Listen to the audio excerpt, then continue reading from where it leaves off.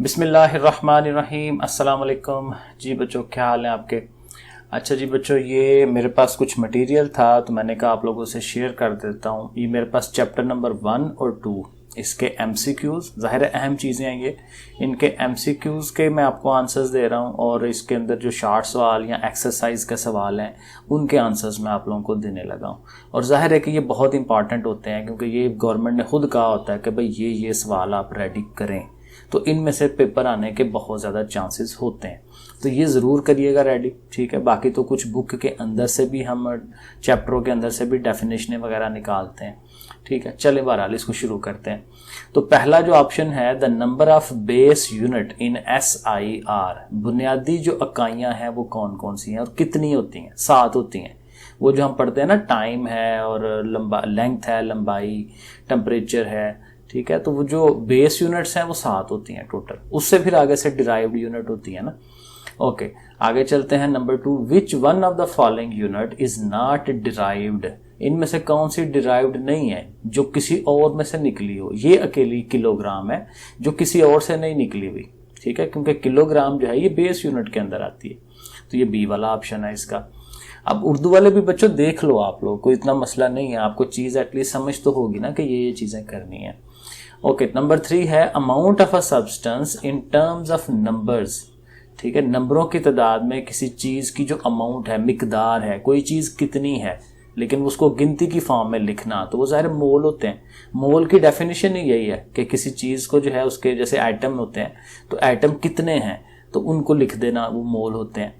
An interval of 20 micro second, ये जो symbol है ये माइक्रो का सिंबल है, ठीक है। इज इक्वलेंट टू, अब माइक्रो जो सेकेंड है ये हमारे कितने होंगे। अब देखिए माइक्रो जो है, अब यहाँ समझाना थोड़ा मुश्किल होगा। माइक्रो होता है 10 की पावर -6, ठीक है। अब -6 पावर है ना, तो ये 2 जीरोस की वजह से उसकी 2 पावर और खत्म हो जाएगी। -6 से उसने -4 पे आ जाना है, तो ये वाला आंसर होगा 2 × 10 की पावर -4, ठीक है। -6 के दो ये जो जीरोस हैं वो -6 को -4 पे ले आएगा। ये वैसे हाँ चलो अच्छी बात है, ये उसने हल करके भी दिखाया, ये ज़बरदस्त हो गया, यहाँ से समझ आ जाएगी। 200 था तो 2 जीरोस की 10 की पावर 2 बना लिया ना, और ये जो 2 पावर है ये -2 के साथ इकट्ठी होनी है, 2 - 6 जो है वो इकट्ठा होकर क्या हो जाएगा -4। तो ये बड़ा अच्छा उसने हल करके भी दिखाया। पेपर में ज़ाहिर है हमने नहीं करना, पेपर में तो हमने सिर्फ उसको आंसर ही देना है, भाई ये आंसर है, ठीक है। आगे 5वें पे आ जाए। Which one of the following is the smallest quantity, इनमें सबसे छोटी क्वांटिटी कौन सी है। तो ये छोटी क्वांटिटी है 5000 नैनोग्राम। नैनो जो है वो आई थिंक 10 की पावर -9 है, ठीक है। ये ग्राम है, ये मिलीग्राम है, ये माइक्रो है, तो ये तीनों जो है उससे बड़ी हैं। नैनो सबसे छोटी है क्योंकि इसकी पावर 10 की पावर -9 है, शायद 9 है या 12 है, क्योंकि माइक्रो 6 होती है 10 की पावर -6, मिली जो है वो -3 होती है, तो ये सबसे पीछे जाती है -9 या -12 पे, तो जाहिर है ये सबसे छोटी हुई, ठीक है। अब ये पहले 5 MCQ करने हैं, ये 6वां MCQ आपका नहीं है, सिलेबस में नहीं है, ठीक है। 7वां MCQ करना है। A student claim the diameter of a wire as इतने, कि एक वायर का डायमीटर उसने बनाया, कैलकुलेट किया और वो इतना है 1.032, ठीक है, सेंटीमीटर, यूजिंग वर्नियर कैलिपर के थ्रू। तो up to what extent do you agree with it, तो कहाँ तक आपको क्या लगता है कि कहाँ तक होना चाहिए। क्योंकि देखिए वर्नियर कैलिपर की जो पैमाइश है ना वो हम यहाँ तक बेहतर और अच्छे अंदाज में कर सकते हैं, पॉइंट के बाद 2 हिस्सों तक, ठीक है। तो इसलिए 1.03 जो है ना ये सिग्निफिकेंट है या अहम है। वो जो 2 है ना उसकी पैमाइश से वैसे ही बाहर है, तो इसलिए हमें यहाँ तक ही लेना चाहिए 1.03। जितनी उसकी गुंजाइश है कैलकुलेट करने की वो यही है, अशारिये के बाद 2 हिस्सों तक, ठीक हो गया। आगे चलते हैं। आगे ये 8वां 9वां नहीं है MCQ। ओके, फिर ये 10वें वाला है। Significant figure in an expression are, ये जो सिग्निफिकेंट फिगर होते हैं वो कौन से वाले हैं। तो सी में कह रहा है all the accurately known digit, जितने डिजिट्स का हमें सही तरह से पता होता है, एक्यूरेट है कि भाई हाँ ये तो हैं ही हैं, and the first doubtful digit, और एक डाउटफुल डिजिट को भी बीच में डाल लेते हैं कि जिसमें शक हो, शक वाला सिर्फ एक, और जिनका एग्जैक्ट सही पता हो वो सारे के सारे, इनको हम क्या कहते हैं, सिग्निफिकेंट फिगर। अब देखें यहीं से डेफिनेशन भी आपकी याद हो जाती है कि सिग्निफिकेंट फिगर में कौन कौन सी चीज़ें शामिल होती हैं। तो ये 10वां MCQ हो गया। अब एक्सरसाइज जो है इसमें कौन कौन से सवाल हैं वो ज़रा देख लें। ये कुछ थोड़ा सा बाहर है, मैं इसको और छोटा करता हूँ ताकि आप लोगों को सही तरह से नज़र आए। अभी भी बाहर है, उससे थोड़ा और इसको करते हैं, 150 पे कर देता हूँ। हाँ जी, ये तकरीबन जो है हो गया, ये चले अब सही है, नज़र आ रहा है। ओके, सो क्वेश्चन ये है कि what is the difference between base quantity and derived quantity. अब ये ज़ाहिर डेफिनेशनें आपने याद की होंगी, तो दोनों में फ़र्क बताना है, दोनों की डेफिनेशनें बतानी है। अगर तो शॉर्ट सवाल हो ना तो सिर्फ डेफिनेशन दें, और ये अगर लॉन्ग सवाल बनता है 4 नंबर का तो बड़ा अच्छा है कि इसमें आप ये थोड़ी एक्स्ट्रा बातें भी बताएं। So base quantities are the quantities on the basis of which other quantities are expressed. जिनकी बुनियाद पर दूसरी क्वांटिटी बताई जाती हैं, ये बेस होती हैं। और इसी के उल्ट वो क्वांटिटीज जो बेस से निकली होती हैं, which are derived from base quantities, ठीक है ना, तो ये डिराइव्ड हो जाती हैं। बेस जो है देयर आर 7, ये 7 होती हैं, और ये जो डिराइव्ड हैं ये तो बहुत सारी हैं, 7 से भी बहुत ज़्यादा बन जाती हैं। और बेस क्वांटिटीज़ जो हैं उसकी एग्जांपल हम दे दें, लेंथ है, मास है, टाइम है। और डिराइव्ड के अंदर आप कोई भी स्पीड, वेलोसिटी, फोर्स, ये सारी उससे निकलती हैं बेस वालियों में से, ठीक है। तो ये एक क्वेश्चन हमारा है। फिर 1.3 में उसने पूछा हुआ है, pick out the base unit in the following. ये कुछ उसने दिया हुआ है, जॉल, न्यूटन, किलोग्राम, हर्ट्ज वगैरह। इनमें से बताएं कौन कौन सी बेस वाली हैं, बुनियादी, जो किसी से नहीं निकलती। किलोग्राम, मोल, एम्पियर, मीटर और केल्विन, ये वो हैं जो पहले से बनी हुई हैं, ये आगे से किसी से नहीं निकल रही होती, ठीक है, इनसे और निकलती हैं। बेस का मतलब ये होता है कि इनसे फिर आगे से दूसरी बनती हैं। सो 1.4 में है, pick out the base quantities involved in each of the following derived quantity. अब इनमें जो डिराइव्ड क्वांटिटीज हैं ये वाली, लेकिन इनमें कौन सी बेस होती है। मतलब देखें, स्पीड जो है, स्पीड किससे बनती है, स्पीड का फार्मूला क्या है, distance covered over time taken. तो इसमें डिस्टेंस s इन्वॉल्व हो जाएगा और टाइम जो है वो इन्वॉल्व हो जाएगा, फासला और टाइम, ठीक है ना। तो इसमें देखें, ये हम लिखेंगे कि इसमें लेंथ होती है और इसमें टाइम होता है, तो ये 2 चीज़ें बता देंगे। फिर इसके बाद दूसरा किधर गया, वर्क जो है ये वाला। अब वर्क की डेफिनेशन में इसमें फोर्स होती है और डिस्प्लेसमेंट होता है, ठीक है। तो वर्क के अंदर फोर्स, लेकिन फोर्स भी आगे से किसी और से निकलती है। तो फोर्स का F का फार्मूला होता है ma, ठीक है। अब मैस तो हो गई, लेकिन एक्सेलरेशन जो है ये फिर किसी और से निकलता है, ये ज़रा लंबा काम हो गया। एक्सेलरेशन का फार्मूला है delta v/t, velocity over time, ठीक है। और वेलोसिटी में जो है वो डिस्टेंस यूज हो जाता है, ठीक है। तो अब इसमें देखें, ये मैस का किलोग्राम बन जाएगा, ठीक है। वेलोसिटी ये जो जाहिर है ये हमारा डिस्टेंस हो जाता है, एस भी डिस्टेंस ही है, और टाइम, ये 3 चीज़ें इसमें इन्वॉल्व हो जाएंगी कि इसमें मैस हो रहा है। ये हमने असल जो आंसर है वो ये देना, नीचे मैस होता है, लेंथ है इसके अंदर, और इसमें टाइम है, ये 3 चीज़ें हैं, ठीक है ना। क्योंकि मैस इससे बनेगा, आपकी जो लेंथ है वो इससे बनेगी। आगे चलें, 1.5 में उसने कहा, ये अच्छा, ये तो बहुत ही मशहूर सवाल है, ये अक्सर पेपर में आता है, estimate your age in second. अपनी उम्र जो है सेकंड में बनाएं। तो उसके लिए यही सवाल याद कर लें कि आपकी उम्र सपोज करें 14 साल है, उसको क्या पता कि आपकी उम्र कितनी है। आपने 14 साल के हिसाब से चल पड़ना है, ठीक है। अब 14 को पहले तो आपने 12 से ज़रब देनी है, क्योंकि 1 साल के अंदर 12 महीने होते हैं। 14 ज़रब 12 कर लेंगे, 168 महीने हो जाएंगे। अब हर महीने में 30 दिन है, तो 30 से ज़रब दिला दें, फिर वो दिन आ जाएंगे, 5040 दिन आ गए। उसको फिर 24 से ज़रब दें, क्योंकि हर दिन में 24 घंटे हैं, ठीक है। अब ये घंटों में आ गया, फिर हर घंटे में 60 सेकंड है, तो फिर 60 से ज़रब दिला दें। अब ये मिनटों में पहुंच गए। अब हर मिनट में 60 सेकंड है, अब फिर 60 से ज़रब दिलाएं। कैलकुलेटर ने ये सारा करना है काम, ठीक है। तो ये आ जाएगा। तो 1.6 है, what role SI units have played in the development of science. ये जो हमारे SI यूनिट्स हैं, इनका साइंस के बढ़ोतरी में क्या किरदार है। सो इस पे क्वेश्चन है, और ये अगेन शॉर्ट और लॉन्ग दोनों बन सकते हैं। तो ये ज़रा देख लें, SI unit have played very important role in the development of science and technology, ठीक है। पहली लाइन तो ये लिखें, बड़ा अहम किरदार है। With the development in the field of science and technology, the need for a commonly accepted system of unit was seriously felt. चूँकि जो साइंस तरक्की करती गई है, हमें ज़रूरत जो है उसकी महसूस होती गई कि हमारे पास जो है एक ऐसा सिस्टम होना चाहिए जो पूरी दुनिया के अंदर एक जैसा हो, particularly to exchange science and technical information, ठीक है। इस तरह से this need was fulfilled by SI unit. तो इस ज़रूरत को SI यूनिट ने जो है फिर पूरा किया। तो इस तरह से ये क्वेश्चन बन जाएगा। फिर ये क्वेश्चन है 1.7, what is meant by vernier constant. Vernier constant क्या होता है? The difference between one small division on main scale division and the one vernier scale division. आप देखें दो वर्नियर कैलिपर के अंदर दो है ना आपके पास डिवीजन, एक मेन स्केल है और एक वर्नियर स्केल है।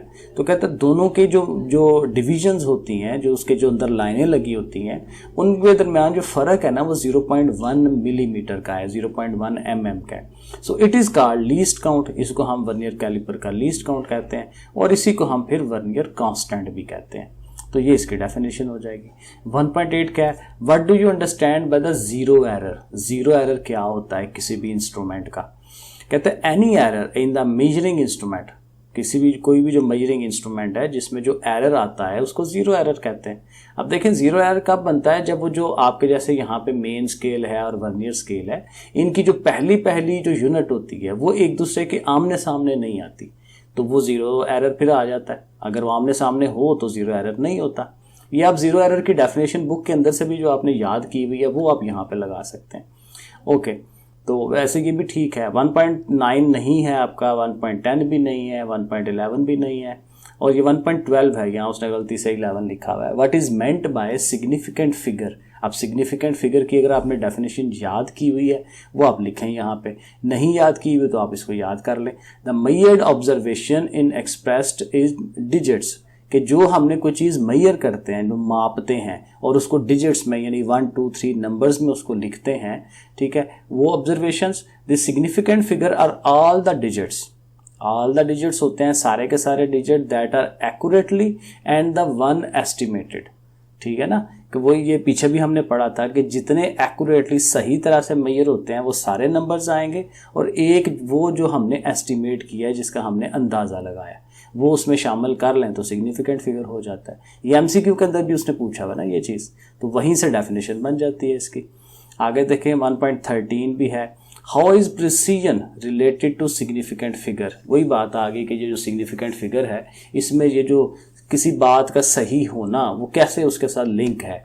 सो प्रिसीजन का मतलब क्या है? How close the measured value to each other, कि जो असल हमने मेजर वैल्यू की है, एक बंदे ने मेजर किया तो उसका आंसर जो आया और दूसरे बंदे ने जो मेजर किया उसका आंसर जो आया वो कितने नज़दीक हैं एक दूसरे के। More significant figure mean greater precision. जितने ज़्यादा सही वाले नंबर्स हमारे पास आएंगे उतनी ज़्यादा प्रिसीजन होगी उसकी।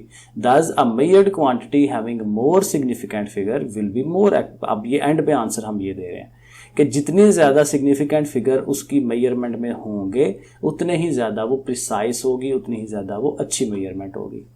ठीक हो गया, ये आपका हो गया पहला चैप्टर। लो जी, तो ये आ गया दूसरा चैप्टर, ठीक है, काइनेमेटिक्स। और इसके एमसीक्यूज देखते हैं। पहला एमसीक्यू नहीं है, दूसरा भी नहीं है, तीसरा एमसीक्यू करना है। Which of the following is a vector quantity. तो वेक्टर क्वांटिटी वो होती है जिसमें डायरेक्शन भी बताते हैं, ठीक है, सिमत भी बताते हैं कि भाई ये चीज़ इधर को जा रही है, तो वो ये डिस्प्लेसमेंट है। वरना ये वाला डिस्टेंस और डिस्प्लेसमेंट एक ही चीज़ होती है, लेकिन डिस्प्लेसमेंट क्या है? जिसमें डायरेक्शन भी बताई जाए कि भाई इधर को जा रही है चीज़। तो ये सी वाला आंसर है। If the object is moving with constant speed, एक कांस्टेंट स्पीड से जा रही है, एक जैसी स्पीड से, then its distance time graph. ये जो हम ग्राफ बनाते हैं ऐसे करके और ऐसे करके, इधर टाइम और इधर डिस्टेंस लेते हैं, तो उस पर क्या चीज़ शो होगी? स्ट्रेट लाइन के ऊपर। तो वो कहता है इंक्लाइंड टू टाइम एक्सिस, कि उसके ऊपर जब आप उसको ग्राफ बनाएंगे तो ऐसे करके वो इंक्लाइंड बनेगी, ठीक है, सीधी स्ट्रेट लाइन नहीं बनेगी, इंक्लाइंड इसको कहते हैं, जो एंगल बना के जा रही होती है। तो ये डी वाला ऑप्शन इसका सही है। फिर उस अब ये देखें उसने बना के भी दिखाया हुआ है। चले number 5, a straight line parallel to time axis. एक सीधी लाइन जो टाइम एक्सिस के पैरेलल है, ऐसे करके जब आप बनाएंगे तो ऐसे ये स्ट्रेट लाइन जो, क्योंकि टाइम जो है हमेशा नीचे लेते हैं, ठीक है, तो एक ऐसी लाइन जो टाइम एक्सिस के पैरेलल है, मतवाजी है, ठीक है, on the distance time graph tells that the object क्या है? एट रेस्ट में है। क्योंकि यहाँ पे बिल्कुल सीधा जा रहा है ना, टाइम तो चल रहा है आगे को, लेकिन वो इधर से फासला ऊपर की तरफ नहीं जा रहा। ऊपर की तरफ जाए तो फासला लेना, तो वो रेस्ट पे है, यानी रुकी हुई है, वो चीज़ हरकत ही नहीं कर रही, ठीक है, ये उसने वो बनाया हुआ। Number 6, the speed time graph of a car shown in the figure. अब यहाँ पे फिगर में वो बनाया हुआ ग्राफ, तो which of the following statement is true. अब ये देखें, ये ग्राफ उसने बनाया हुआ है, ये वाला कि इधर से ये टाइम के ऊपर हम 10 के ऊपर आए हुए हैं और इधर जो स्पीड है उसकी वो 15 के ऊपर आए हुए हैं। तो इसमें फिर क्या चीज़ शो हो रही है कि distance travelled by the car is 75 metres, कि जो उसने फासला तय किया है वो 75 किलोमीटर कितना है मीटर्स में, 75 मीटर्स उसने डिस्टेंस ट्रेवल किया। अच्छा जी, आगे चलते हैं। Number 7, which of the following graph is representing uniform acceleration. वो एक्सेलरेशन जो बिल्कुल एक जैसा जा रहा है, क्योंकि एक्सेलरेशन क्या होता है कि चीज़ जो है वो एक जैसी उसमें जा रही हो। अब देखें उसमें दूसरी बात, जब एक्सेलरेशन है ना, तो एक्सेलरेशन कब आता है, जब वेलोसिटी साथ इन्वॉल्व हो रही हो। इन दोनों में सिर्फ डिस्टेंस है, यहाँ वेलोसिटी है, और ये देखें ये बिल्कुल एक जैसा नहीं है, यहाँ पे बिल्कुल एक जैसी सिमत है, इसलिए ये सी वाला आंसर सही होगा जिसमें यूनिफॉर्म है, एक जैसा। ठीक है। फिर नंबर 8 है, by dividing displacement of a moving body with time. Displacement को जब हम टाइम से डिवाइड करते हैं तो हमें क्या मिलता है, वेलोसिटी। ये वेलोसिटी की डेफिनेशन है। वेलोसिटी की डेफिनेशन में है ना कि कितना डिस्प्लेसमेंट आपने कितने टाइम में ट्रैवल किया है, तो वो वेलोसिटी बन जाती है। ओके, नंबर 9 जो है, a ball is thrown vertically upward. एक बॉल को हमने ऊपर की तरफ फेंका है, its velocity at the highest point. सबसे ऊपर वाले पॉइंट पर पहुंच के उसकी वेलोसिटी कितनी होनी है, 0 होनी है, क्योंकि सिंपल बात है, कोई चीज़ ऊपर जाती है तो एक खास पॉइंट पे जाके उसने रुक जाना है और रुक के फिर नीचे की तरफ आना है। तो जब रुकना है तो वहाँ पे वेलोसिटी 0 हो जाती है उसकी, ऊपर की तरफ और नहीं जाएगी। ठीक है, और उसके बाद फिर उसने नीचे आना है तो वहाँ पे रुक जाती है, वो 0 हो जाती है वेलोसिटी। ओके, ये 10वां है, चेंज इन द पोजीशन में तब्दीली, यानी एक जगह से दूसरी जगह पे पोजीशन पे आ जाना, तो वो डिस्प्लेसमेंट है, उसने फासला तय कर लिया कोई। ठीक है, a train is moving at a speed of 36 kilometre per hour, its speed expressed in metre per second. अब स्पीड को चेंज करना है, ये 36 वाली स्पीड को हम कई दफ़ा चेंज करते हैं। कैसे करते हैं, किलो का 1000 लगाना है आपने ऊपर, 36 ज़रब 1000 और बटे में यानी कि ओवर में घंटे का 3600। तो जब आप इसको कटवाएंगे तो आंसर 10 आएगा। कैसे होगा, अच्छा सॉरी नीचे आंसर भी है, 36 मल्टीप्लाई 1000 नीचे 3600 तो 20 कटेंगे, 36 कटेगा, 10 आ जाएगा, तो ये आंसर आ जाता है। XII 12वां, a car starts from rest. पहले रुकी हुई थी, अब कार चल पड़ी है। It acquire a speed of 25 metre after 20 second. 20 second के बाद ये स्पीड आ जाती है उसकी। The distance moved by the car, अब डिस्टेंस उसने कितना ट्रैवल किया, तो उसके लिए फिर ज़ाहिर है आपको पूरा वो सवाल हल करने के लिए उसने दे दिया है। आप सिंपल ये कर लें, इसको रट्टा मारें, क्योंकि इसमें इसका ऑप्शन ही यही है कि जब ये वाला सवाल आए जिसमें 25 की स्पीड है और 20 उसके सेकंड है, तो 250 को आप याद कर लें, 250 मीटर। क्योंकि अब इस MC को हल करने के लिए आप ये इतना लंबा चौड़ा आप सवाल हल करेंगे तो ये तो बहुत फजूल काम है। तो ये अगर MCQ आ जाए तो इसको याद कर लें, रट्टा मारे इसे। ओके, अब चलते हैं इसके शार्ट क्वेश्चंस की तरफ। शार्ट क्वेश्चन में 2.3 नहीं है। ओके, देखते हैं कौन कौन से वाला है। ओके, 2.4 है। इसमें उसने पूछा हुआ है स्पीड, वेलोसिटी और एक्सेलरेशन का फ़र्क बताएं। तो जाहिर है ये तीनों की डेफिनेशन है। तो पहले स्पीड की डेफिनेशन, तो स्पीड के फार्मूले के अंदर ही डेफिनेशन होती है, distance covered over time taken, कितने वक्त में कितना फासला ट्रैवल किया। The distance covered by N object in unit time is called its speed, कि यूनिट टाइम में, ठीक है, कितना डिस्टेंस ट्रैवल किया वो स्पीड है। तो ये उसका फार्मूला है। डिस्टेंस को हम S कहते हैं, टाइम को T कहते हैं, ऐसे करके लिख लें। अच्छा, वेलोसिटी की जो डेफिनेशन है, इसमें यहाँ उसने ये वर्ड गलत यूज़ किया हुआ, डिस्टेंस, ये मत यूज़ करें, क्योंकि यही वर्ड तो हम ये स्पीड के अंदर यूज़ कर रहे हैं। यहाँ आप लिखें displacement, displacement covered by N object in unit time, बाकी सब कुछ वही, सिर्फ डिस्प्लेसमेंट का लफ्ज़ यूज़ कर लें, क्योंकि देखें फार्मूले में ऊपर डिस्प्लेसमेंट आता है, ये फ़र्क है। हाली डिस्टेंस होगा ना तो वो स्पीड बनती है, अगर उसकी जगह डिस्प्लेसमेंट आएगा तो फिर वो वेलोसिटी बनती है। ठीक है ना, तो ये फिर याद रखना।